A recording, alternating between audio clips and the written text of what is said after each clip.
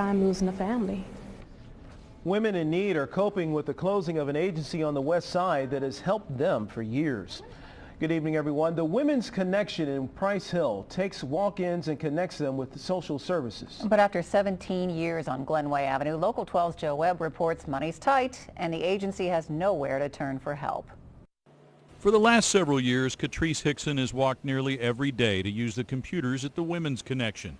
She doesn't have a computer at home, but just earned a bachelor's in communications from NKU. Could you have completed your education without the resources of the Women's Connection? No, I couldn't have. And it's not just because of there being an unlimited usage time for the computers. It's being around positive people, encouraging people, successful people. Since 1997, the Women's Connection has anchored the corner of Glenway and Gilsey. With a skeleton staff and dedicated volunteers, it has connected about 1,300 women every year with the health, housing, education, and work resources available to them. No appointment necessary, just walk in. We've been able to help generations of women and their families receive support in the most respectful, dignified way possible.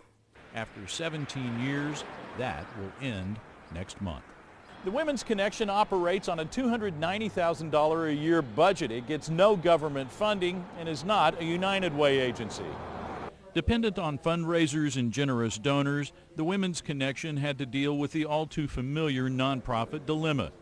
A slow economy lowers donations, but raises the needs for service.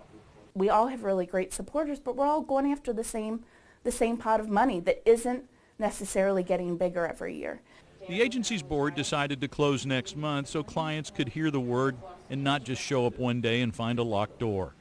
It's a way to stay true to their mission until the end, and it ends April 25th.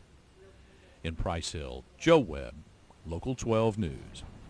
Now, all of the Women's Connection programs will continue to operate until late April. The computer lab, though, will close April 17th because they're donating that hardware to another nonprofit.